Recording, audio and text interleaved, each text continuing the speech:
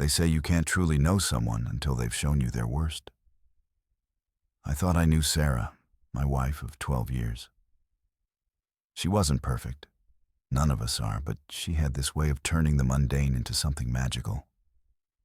Her laugh could fill a room, and her plans, though often ridiculous, were always ambitious. But there's a thin line between ambition and recklessness, and I was about to learn just how far Sarah was willing to cross it. It started with the debt. I had no idea about it at first. First, she didn't say a word, and frankly, I didn't think to ask. We shared a roof, a son, and a life, but not everything. Apparently, not our financial troubles. I was the steady one, always calculating expenses, tucking away savings when I could, ensuring there was enough for Noah's school fees and our daily needs. Sarah, on the other hand, believed in living in the moment, and that's what she did. Now, I'm not here to paint Sarah as a villain, at least not entirely. She had her dreams, and I respected them. But when her dreams started to require $20,000 that we didn't have, I'd have expected her to, at the very least, loop me in. She didn't. Instead, she went behind my back, took out a loan, and handed me a financial bomb with the timer set to explode in my lap. The day she left, it all came crashing down. I woke up to find her gone along with her suitcase and my peace of mind. No, was still asleep.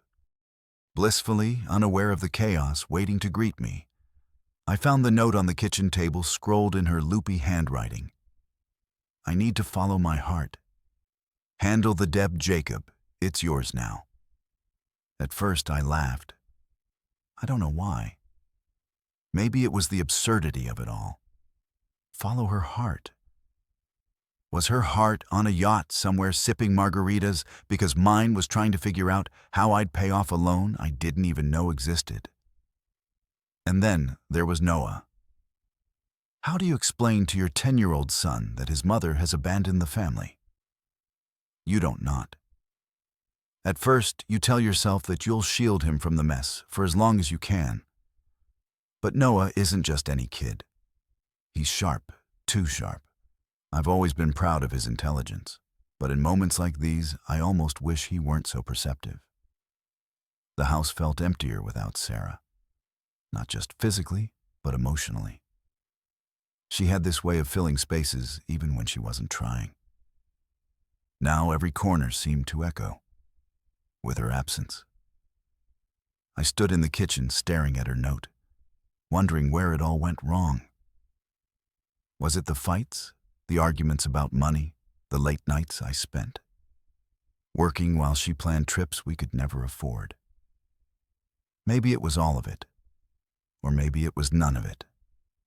Maybe this was just who she was, and I was the fool for not seeing it sooner. But then there was Noah, my anchor, my reminder that no matter how much of a mess Sarah left behind, I still had a reason to keep going. He was my priority now. Not the debt, not the betrayal, just him. And so I folded Sarah's note, placed it in my pocket, and made a silent vow. I wouldn't let her actions define the life we'd build moving forward. Of course, that was easier said than done. The cracks she left in our foundation were already starting to spread. I hadn't even begun to figure out the extent of the damage, and yet the weight of it was already pressing down on me. Still, I clung to the one thing Sarah couldn't take from me, my resolve. Looking back now, I wonder if Sarah ever really understood what she was leaving behind. Not just me, but Noah too. Did she think we'd be fine without her? Did she care? Maybe I'll never know. But as I stood in that kitchen, staring out the window at a future I couldn't yet see, one thing was clear. She'd made her choice, and now I had to make mine. They say betrayal hits hardest when it's unexpected, but I can't say I didn't see the cracks forming. The problem is, even when you see them, You don't believe they'll break, not until they do. And when Sarah left, it wasn't just my heart that broke. It was my sense of stability, my trust, and, frankly, my pride. The first day after Sarah's departure, I found myself pacing the living room like a caged animal. Every step felt heavier than the last, weighed down by the questions I couldn't answer. Why hadn't she told me about the loan? How could she leave Noah behind?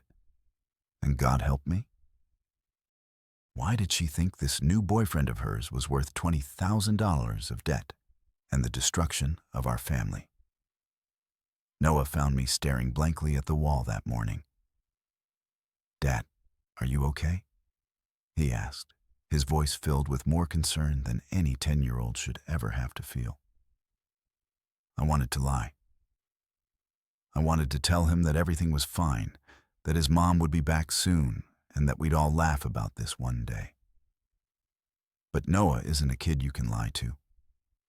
He has this way of looking at you like he's peeling back the layers of your words to see the truth you're hiding. So instead of lying, I gave him the watered-down version your mom needed some time away. I said, forcing a smile. "Shek dealing with a lot right now." His eyes narrowed, and for a moment, I thought he was going to call me out. But instead, he nodded slowly, like he was filing the information away for later. "Okay," he said. "But if you need help, just tell me I can handle it." That one sentence hit me harder than Sarah's note ever could. He's 10 years old. He should be worrying about homework and soccer practice, not whether his dad can keep it together. And yet, there he was offering me support, like he was the adult, and I was the one who needed looking after. As the hours dragged on, the weight of Sarah's absence grew heavier. I couldn't shake the image of her packing her bags, slipping out the door and driving off to God knows where, with some man I didn't even know. I tried to distract myself, cleaning the house, organizing bills, anything to keep my mind occupied. But nothing worked. Everywhere I turned, there was a reminder of her. The coffee cup she left on the counter, the perfume lingering on her scarf, the half-finished book on the nightstand. By evening, I was running on fumes.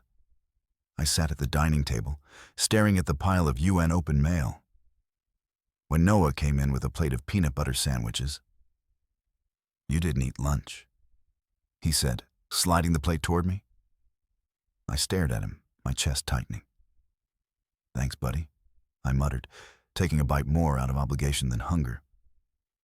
Noah watched me for a moment, then asked the question I'd been dreading all day. "Is Mom coming back?" I froze.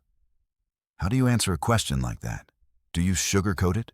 Do you give false hope, or do you tell the brutal, unvarnished truth? "I don't know," I said finally. "But no matter what happens, we're going to be okay, I promise." He studied me for a long moment, his expression unreadable. Then he nodded, as if deciding to believe me. "Okay," he said simply. But the truth was, I wasn't sure if I believed myself. How are we supposed to be okay with $220,000 of debt hanging over us and no plan to pay it off? How was I supposed to shield Noah from the fallout of Sarah's choices when I couldn't even shield myself? That night, after Noah went to bed, I sat in the darkened living room, running my hands through my hair and trying to come up with a plan. I felt like I was drowning, gasping for air, in a sea of unanswered questions and impossible choices. But even as the weight of it all threatened to pull me under, I kept coming back to one thought. Noah. He was my anchor. The one thing keeping me grounded. I couldn't let him see me falter, couldn't let him feel like his world was crumbling around him. And so I took a deep breath, squared my shoulders, told myself that we'd figure it out one step at a time, because no matter how much Sarah's betrayal had shaken me, I couldn't let it break me. Not for my sake, but for his. You'd think finding out your wife ran off with another man would be enough of a gut punch. But Sarah had a way of making sure her betrayal had layers. The note she left behind wasn't just a declaration of her newfound freedom. It was a financial time bomb, and, like an idiot, I'd been too numb to see it ticking. It was the day after she left when the first crack in her plan appeared. A letter arrived in the mail with bold red text across the top final notice. I opened it expecting a routine bill, but instead I was staring at a demand for payment on a $20,000 loan. Her name was at the top of the letter, but the fine print was clear. Our address was listed as the Gerer and Fail. Failure to pay would impact both of us. I read the letter twice, maybe 3 times, hoping the words would rearrange themselves into something less terrifying. They didn't. The debt was real, and it was now my problem. I could feel the anger bubbling up, not just at Sarah, but at myself. How had I missed this? When had she even taken out the loan?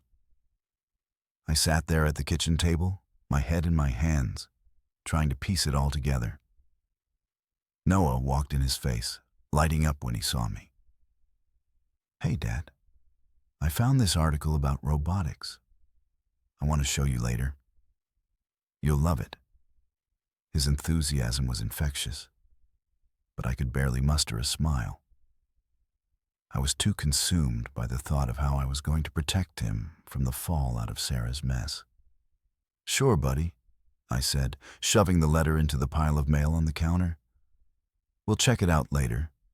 But later never came. Instead, I spent the evening digging through Sarah's things, searching for any clue about the loan. Her desk drawers were a mess of receipts and unopened envelopes, and I found nothing but frustration. Every dead end felt like another twist of the knife, a reminder that she blindsided me completely. It wasn't until I logged into our shared banking app that the full scope of her betrayal hit me.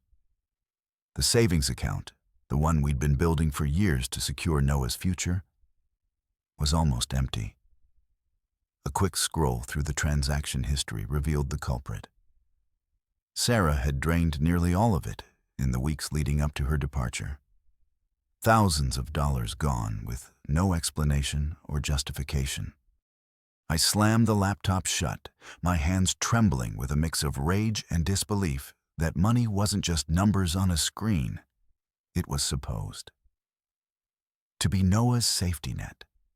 His college fund, our cushion against life's uncertainties, and she'd stolen it without a second thought. Noah must have heard the noise because he appeared in the doorway, his brow furrowed with concern. "Dad, is everything okay?"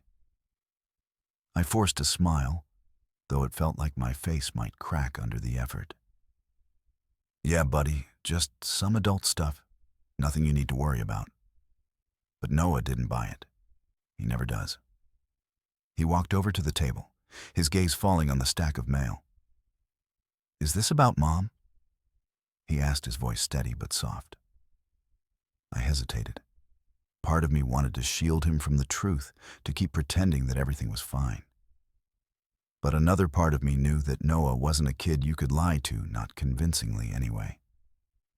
So I sighed and gave him a version of the truth. "She left us with some problems," I said carefully, "financial problems." Noah's eyes narrowed, and for a moment he looked far older than his 10 years. "How bad is it?" "Bad enough," I admitted. "But I'll figure it out. I always do." He nodded slowly, then pulled out a chair and sat across from me. "Maybe I can help." I almost laughed, not because it was funny, but because it was absurd. What could a 10-year-old possibly do to solve a $20,000 problem? But the way he looked at me, calm, determined, like he'd already made up his mind, stopped me short. "Thanks, Noah," I said, ruffling his hair. "But this is something I have to handle." He didn't argue, but there was something in his expression that made me uneasy. It was a look I'd seen before, the look he got when he was working on a project and wouldn't stop until he cracked the code. I should have known then that he was already plotting something. But I was too distracted by my own panic to notice. That night, after Noah went to bed, I stared at the loan notice again, my mind racing with questions. How had Sarah gotten approved for such a large amount? And why had she needed it in the first place? The answers felt just out of reach, taunting me like shadows in the dark. And then there was the matter of the savings account. If she drained it all, where had the money gone? Was it sitting in some offshore account funding her new life with David? Or had she spent it already, leaving nothing but a trail of receipts and broken promises? I didn't have the answers, but one thing was clear. Sarah had left me with a mess I couldn't ignore, and as much as I wanted to wallow in anger and self-pity, I knew I didn't have that luxury, not with Noah depending on me. So I did what I always do. I took a deep breath, rolled up my sleeves, and prepared to face the storm head on. Because if there's one thing I've learned, it's that you can't outrun your problems. You can only face them one step at a time. You'd think that after discovering the $20,000 debt in the empty savings account, I'd hit rock bottom. But no. Rock bottom has a way of showing up when you least expect it, just to remind you how much farther you can fall. The next few days were a blur of bills, emails, and unanswered calls. I was trying to piece together a plan, something, anything, to stop this financial avalanche before it buried us. But every time I thought I was making progress, a new obstacle smacked me in the face. First, it was the realization that Sarah had used our address as collateral for the loan. Then, it was the demand letter threatening legal action if payments weren't made immediately. What made it worse was the suffocating silence. Sarah wasn't responding to my calls, texts, or emails. It was like she disappeared into thin air, leaving me to pick up the pieces of the mess she'd made. I couldn't even yell at her, couldn't demand answers. All I had was her note crumpled in my pocket like a mocking reminder of how easily she'd walked away. And then there was Noah, my son, my anchor, my source of both strength and guilt. He didn't know the full extent of what was happening, but he knew enough to worry. I could see it in the way he watched me, his brows furrowed, as if he were trying to solve a puzzle. And every time he said, "It's okay, Dad. We'll figure it out." I felt like a failure for not having a plan already. The turning point came one evening when I sat at the kitchen table staring at the numbers in front of me. The math didn't lie. I couldn't make the payments on the loan and keep up with our other expenses. Something would have to give, and I couldn't let it be. Noah. He needed stability. A roof over his head, food on the table, the sense that his world wasn't completely falling apart. But how could I give him that? When everything else was crumbling, Dad. His voice broke through my spiral of thoughts. I looked up to see him standing in the doorway, his expression calm but serious. "Are we going to be okay?" I hesitated. The truth felt too heavy, but I couldn't bring myself to lie. "I don't know, buddy," I admitted. "But I'm going to do everything I can to make sure we are." He nodded as if he'd expected that answer. Then he walked over and placed a hand on my shoulder. "It's okay, I've got an idea." I blinked at him. An idea? "Noah, this isn't something you can solve with an idea. It's $20,000, not a school project. Just trust me." He said, his tone confident, in a way that both impressed and unnerved me. "You don't have to do this alone." I wanted to dismiss him, to tell him that this was an adult problem and he didn't need to worry about it. but something in his eyes stopped me. It wasn't just determination, it was understanding. He wasn't just trying to help. He truly believed he could. So I nodded. Okay, buddy, what's your idea? He grinned, and for the first time in days, I felt a flicker of hope. You'll see, he said cryptically before heading off to his room the next morning. I found him hunched over his tablet, his fingers flying across the screen. When I asked what he was doing, he simply replied, "Research." And when I pressed for details, he grinned and said, "You'll find out soon enough." At first, I thought it was a distraction, a way for him to feel like he was contributing. But as the days passed, I realized he was up to something.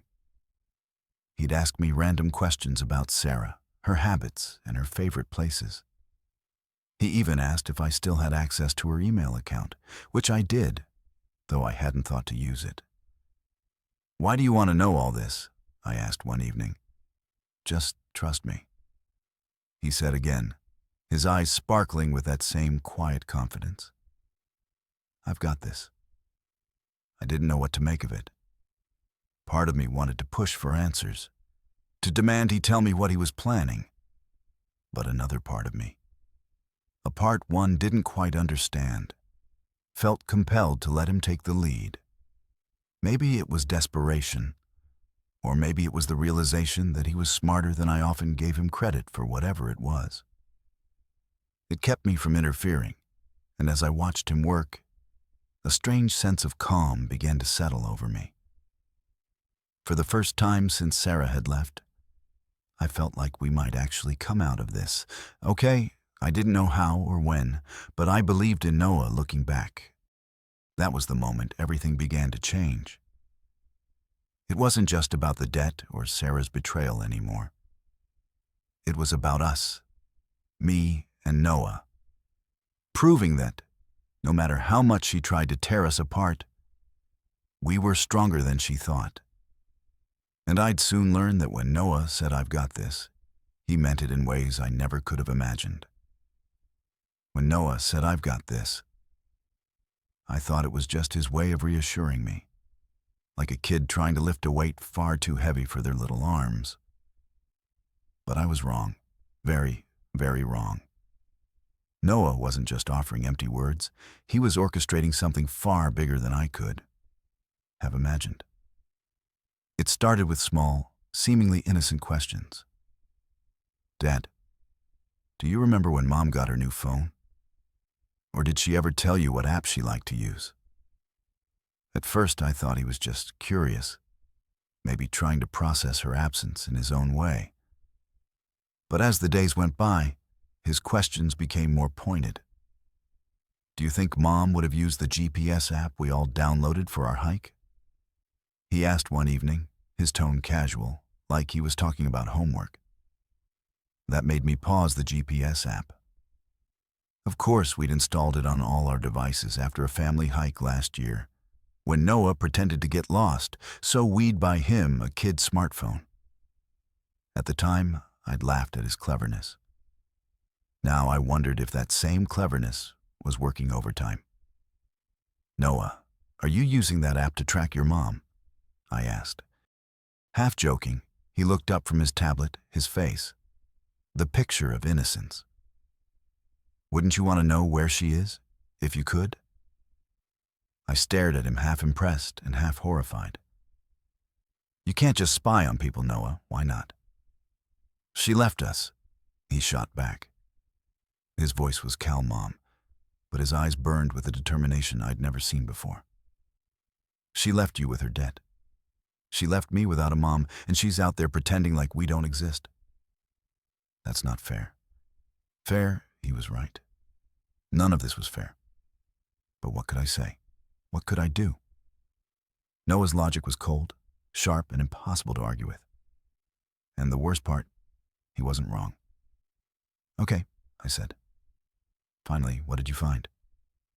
He grinned, the kind of grin that made me realize just how much like Sarah he could be. When he set his mind to something, I know where she is. He said simply, "I blinked you what I know where she is." He repeated, "She's staying at that fancy lodge by the lake, the one we drove past last summer." I didn't know whether to laugh or cry. My 10-year-old son had done in 3 days what I hadn't even considered doing. "Noah," I said, my voice tinged with disbelief. "How do you even know this?" He shrugged like it was no big deal. "The GPS app. It shows her phone's location in real time.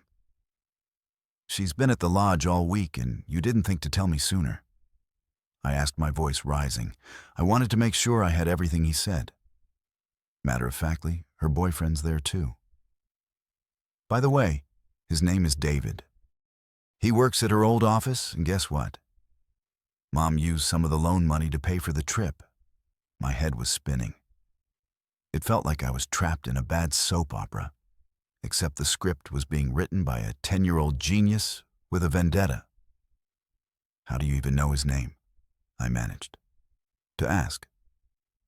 "I called her office while you were at work," he admitted. "I said I was her son and asked if she was on vacation. One of the secretaries told me everything. People really like to talk if you sound." Sad enough, I didn't know whether to be proud or terrified. My son was 10 years old and already out, maneuvering grown adults. "Noah," I said, rubbing my temples, you can't just do things like this." "Why not?" he asked, his voice calm but firm. "She betrayed us. Dad, she left us with her mess. I'm just fixing it." He said, "It's so." Matter-of-factly, like it was the most natural thing in the world, and maybe to him it was, but to me, it was a wake-up call. This wasn't just about the debt or Sarah's betrayal anymore. It was about survival. And Noah, my brilliant, stubborn son, was doing everything he could to protect what little we had left. "Okay," I said. "Finally, what's your plan?" He grinned again, that same mischievous grin that reminded me of Sarah. "First, we're going to freeze the loan account. Then we're going to make sure she can't spend another dime. And after that, we're going to confront her." It sounded insane. It was insane. But as I sat there listening to Noah lay out his plan like some kind of child prodigy mastermind, I realized something. This wasn't just about getting back at Sarah. This was about teaching her that she couldn't just walk away from her family without consequences. And for the first time in weeks, I felt something I hadn't felt in a long time. Hope that maybe, just maybe, we could come out of this mess stronger than before. All because my 10-year-old son refused to let us sink. 3 days later, my phone rang. It was a number I didn't recognize, but something in my gut told me to answer. Maybe it was intuition, or maybe it was the faint hope that Sarah had finally grown a conscience. Either way, I picked up, bracing myself for whatever storm was coming. "Jacob, it's me." Her voice was sharp, frantic. The cool, detached tone she'd used when she left was gone, replaced by something I'd never heard before. Fear. I leaned back in my chair, gripping the phone a little tighter. "Sarah," I said, keeping my voice steady. "To what do I owe the pleasure?" "Don't play games with me," she snapped. "What did you do? Why are the police asking questions about me, and why is my account frozen? I can't access any of my money." I almost laughed. The irony of her panic was delicious. "You're asking me what happened," I said, my tone dripping with mock innocence. "I thought you had everything figured out, Sarah. You've got your boyfriend, your freedom, and my $20,000. Isn't that what you wanted, Jacob?" "This isn't funny." She hissed. "David's furious. He says I've dragged him into a legal mess, and now his boss is questioning him about the loan." "What did you do?" "I didn't do anything," I said, enjoying the rare moment of calm and the chaos she had created. But our son, he might have outsmarted you. There was a long pause, the kind that stretches so thin. It's about to snap, Noah, she said finally, her voice barely above a whisper. What does Noah have to do with this? Everything, Sarah, I said while you were off living your best life. Noah was cleaning up the mess you left behind. He tracked your movements, reported your fraudulent loan to the bank, and froze the account before you could spend another dime. That's impossible, she said, her voice trembling. Just a kid. No, I corrected her. He's our kid, and he's 10 times smarter than you ever gave him credit for. Her voice broke, teetering between anger and desperation. You have to fix this, Jacob. The police are going to think I committed fraud. Maybe because you did, I said, unable to hide the sarcasm. You took out a loan using false information, drained our savings, and left your family with nothing. What exactly did you think would happen? She didn't respond right away. I could hear her breathing on the other end, shallow and shaky. I didn't mean for it to go this far, she said. Finally, it was just supposed to be a way to start over. I clenched my jaw, the weight of her words pressing down on me. Start over by leaving your son and me in ruins. Is that what starting over looks like to you? I didn't think she began, but I cut her off. No, you didn't, I said, my voice rising.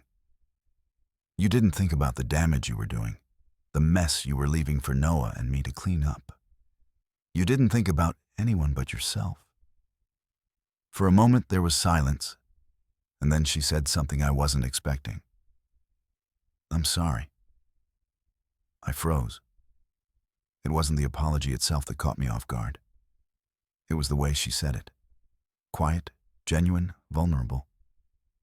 For the first time since she left, I heard the Sarah I used to know, the one I thought I'd spend my life with. But it wasn't enough. Not anymore. Sorry doesn't fix this, Sarah.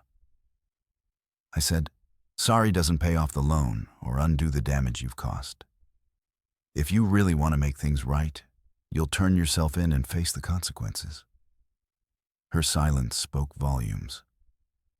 I knew what she was thinking, that facing the consequences meant losing everything. Her freedom, her new life with David.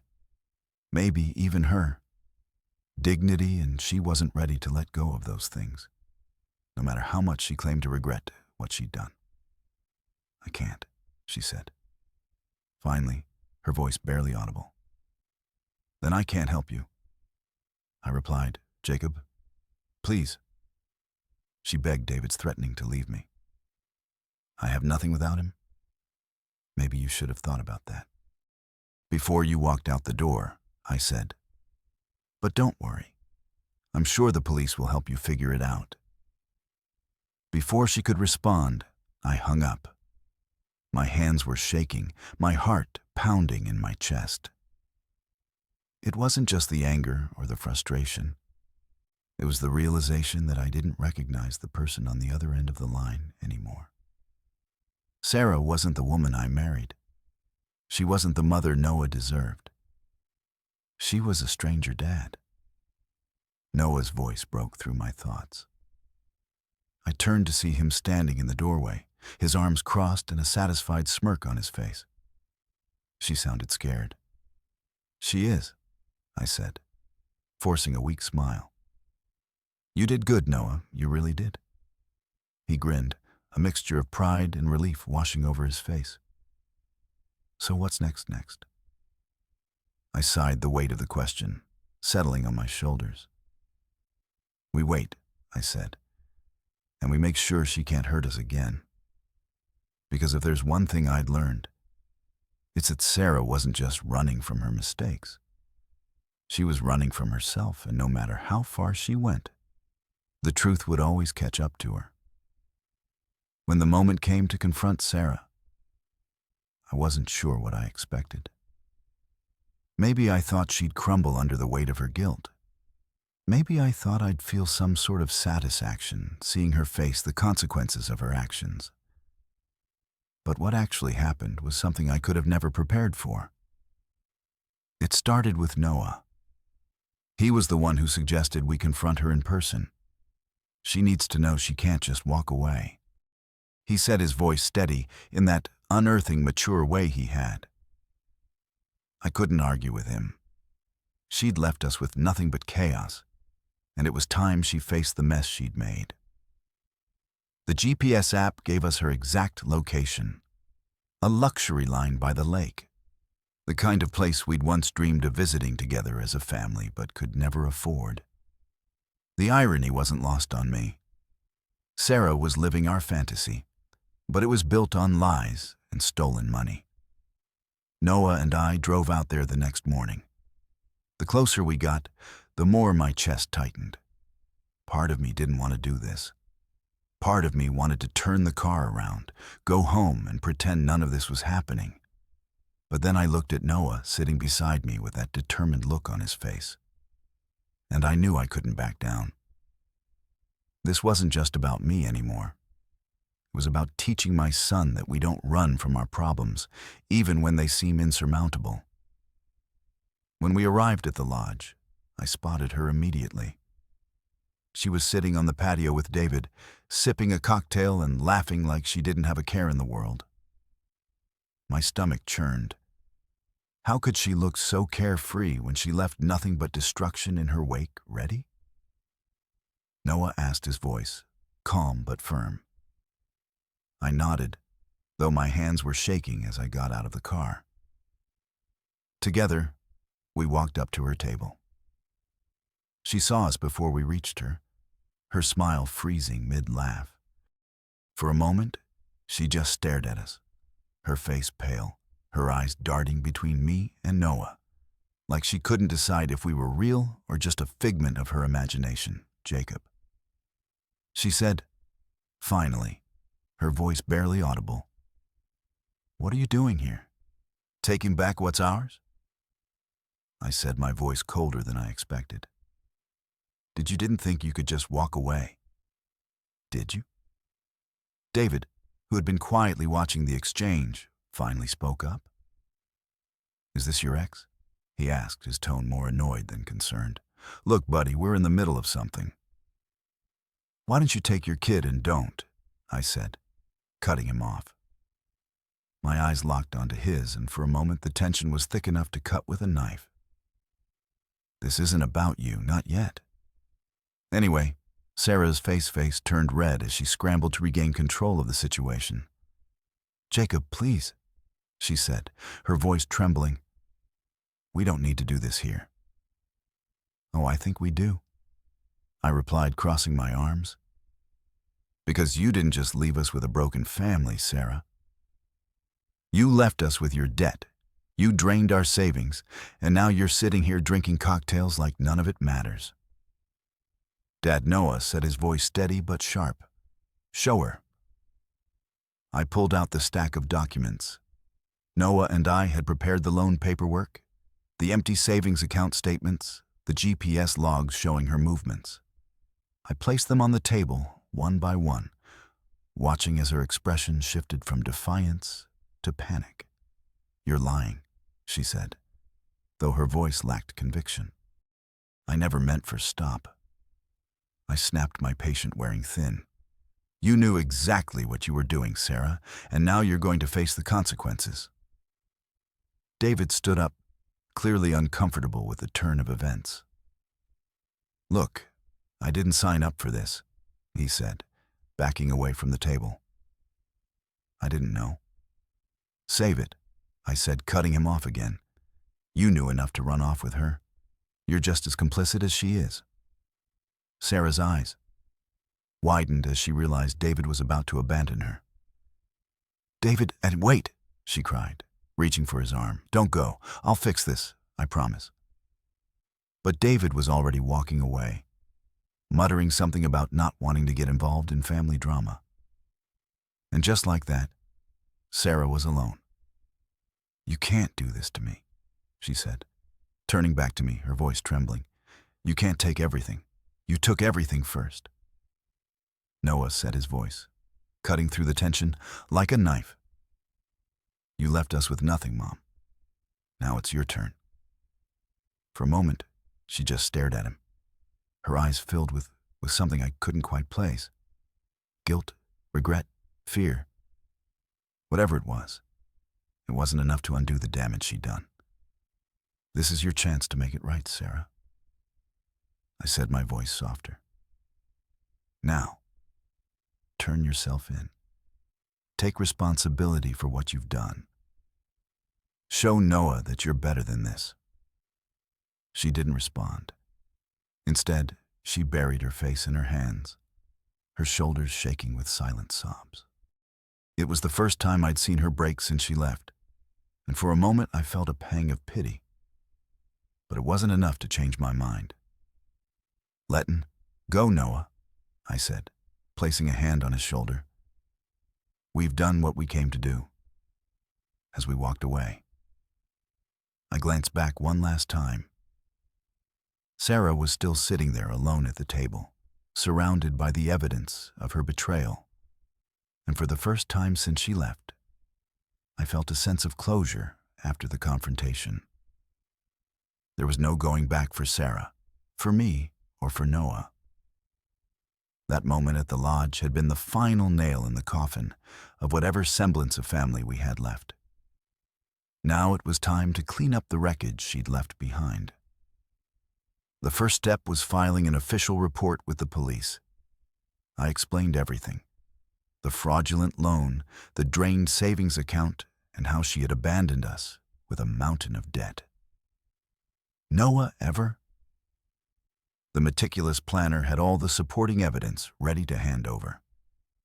The officers were impressed by how thorough it was, though I had to deflect a few questions about how a 10-year-old had gathered so much information. The officers assured me that the case was solid. Sarah had committed fraud. When she falsified information for the loan, and with the bank involved, there was no avoiding the consequences. A warrant was issued for her arrest, and I was told the investigation would take its course. It was a bittersweet moment. On one hand, I felt relief knowing that justice was finally catching up with her. On the other, it hurt to know that Noah had to witness his mother's downfall at such a young age. But Noah, as always, seemed unfazed. She made her choice, Dad, he said, as we left the police station. Now we just have to make ours. The next step was dealing with the loan. I contacted the bank and explained the situation, providing proof that Sarah had committed fraud. After what felt like an eternity of back and forth, they finally agreed to cancel the loan, pending the results of the investigation. The relief was almost overwhelming. The $20,000 no longer hung over our heads like a guillotine, and for the first time in weeks, I felt like I could breathe again. With the loan sorted, I turned my attention to securing Noah's future. I met with a lawyer to ensure that Sarah's actions wouldn't jeopardize our stability any further. The lawyer helped me file for sole custody of Noah, citing Sarah's abandonment and financial recklessness. It was a straightforward case. Sarah hadn't just left us, she'd essentially forfeited her right to be a parent. The custody hearing came and went with little fanfare. Sarah didn't even show up. I was granted full custody, along with a court order requiring her to pay $500 a month in child support. I didn't expect her to actually pay, but the lawyer assured me that her wages, if she ever got a job, could be garnished to ensure compliance. As for the camper van, it was time to cut my losses. The vehicle had been sitting in the driveway since we retrieved it. A constant reminder of Sarah's betrayal, I decided to sell it, using the proceeds to rebuild our savings. It wasn't much, certainly not the $35,000 it had originally cost, but it was enough to give us a fresh start through it all. Noah remained my rock. He took on more responsibilities at home, helping with chores and errands without being asked. One evening, as we sat together folding laundry, he said something that stuck with me. "You know, Dad, I don't think Mom was happy." He said, his voice thoughtful, not with herself, not with us, not with anything. Maybe that's why she did what she did. I looked at him amazed by his insight. "You're probably right, Noah," I said. "But her unhappiness doesn't excuse what she did. We all have to take responsibility for our choices." He nodded, his expression serious. "I'm glad you're my dad," he said. After a moment, "You don't give up." His words hit me like a punch to the chest. All the doubt, all the guilt I'd been carrying about not protecting him from Sarah's actions seemed to lift. In that instant, I realized that, while I couldn't control what Sarah had done, I could control how we moved forward. And that's exactly what I intended to do. The last piece of the puzzle was finding a way to ensure Sarah couldn't disrupt our lives again. I worked with the lawyer to place restrictions on her ability to access Noah or our finances without court approval. It wasn't foolproof, but it gave me peace of mind, knowing that she couldn't just waltz back in and undo the progress we'd made by the time the dust settled.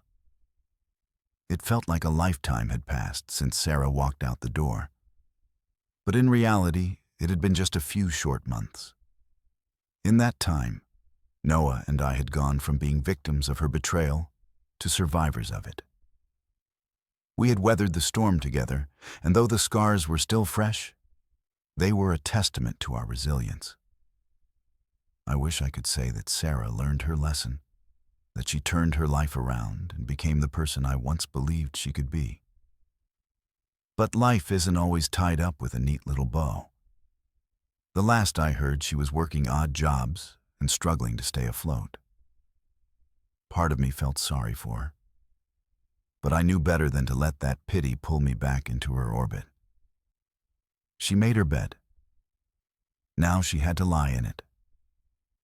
The storm had passed, but its aftermath lingered, leaving cracks in the foundation of the life.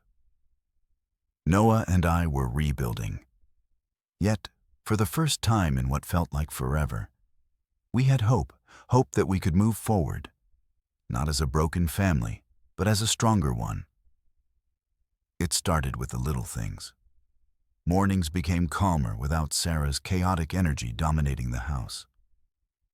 Noah, ever the problem solver, took it upon himself to organize our days. He made a color-coded schedule for chores, schoolwork, and downtime. "Efficiency is key, Dad," he said. One evening, holding up a chart that could have rivaled the work of any corporate planner, I couldn't help but laugh. "You know your tin, right? You're supposed to be worrying about video games, not sure schedules. Someone's got to keep this place running." He replied with a smirk. It was moments like these that reminded me just how much he'd grown in the past few months. He wasn't just my son anymore. He was my partner, my teammate. Financially, things were stabilizing. Selling the camper van had given us a small cushion, and with the loan canceled, the pressure on my shoulders eased considerably. I picked up extra shifts at work when I could determine to rebuild the savings Sarah had drained. It wasn't easy, but every dollar I saved felt like a small victory, a step toward a future where Noah and I didn't have to look over our shoulders. Noah, of course, was always finding ways to help. One afternoon, I came home to find him standing at the kitchen counter, a tray of cookies cooling beside him. "What's this?" I asked, raising an eyebrow. "I'm starting a cookie business," he said matter-of-factly, handing me a flyer he'd printed at school. 50 cents a cookie. All proceeds go to the Jacob and Noah Recovery Fund. I burst out laughing, the kind of deep, cathartic laugh I hadn't felt in months. "You're something else, kid," I said, ruffling his hair. But it wasn't all smooth sailing. There were moments when the weight of what we'd been through hit me like a freight train. Nights when I'd lie awake replaying Sarah's betrayal in my mind, wondering if there was something I could have done differently. And then there were the times. I saw the sadness in Noah's eyes, the moments when he thought I wasn't looking. He missed her, even if he didn't say it outright. She was his mom after all, and no amount of anger or disappointment could erase that bond. One night, as we were sitting on the couch watching a movie, he turned to me and asked, "Do you think she'll ever come back?" I paused, caught off guard by the question. "I don't know, buddy," I said honestly. "But if she does, it'll be on our terms. She'll have to prove that she's ready to be the mom you deserve." He nodded his face. Thoughtful. "I don't think she will," he said quietly. "But that's okay. We're doing fine without her." Hearing him say. That broke my heart a little, but it also filled me with pride. Noah had every right to be angry, every right to feel abandoned. Yet he'd chosen to move forward, to focus on what we had instead of what we lost.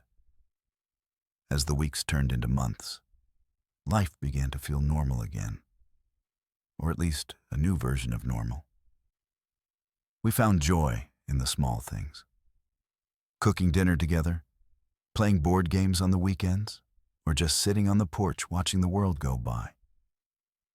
There were no grand gestures, no life-changing moments, just the quiet, steady work of rebuilding. One evening, as we were sitting at the table eating dinner, Noah looked up at me and said, "You know, Dad, I think we're going to be okay." I smiled, my chest swelling with pride. "Yeah, buddy," I said, "I think we are." But even as we moved forward, I couldn't shake the lessons we'd learned. Sarah's betrayal had left scars, but it had also taught us resilience. It had shown me the depth of Noah's strength, his unwavering loyalty, and his incredible ability to adapt. And it had reminded me of my own strength. The strength to protect, to persevere, and to build a life for my son, no matter the odds. Looking back now, I realized that Sarah's leaving wasn't the end of our story. It was just the beginning of a new chapter, one where Noah and I could write our own rules, free from the chaos she brought into our lives. The road ahead wasn't perfect, and I knew there would be challenges.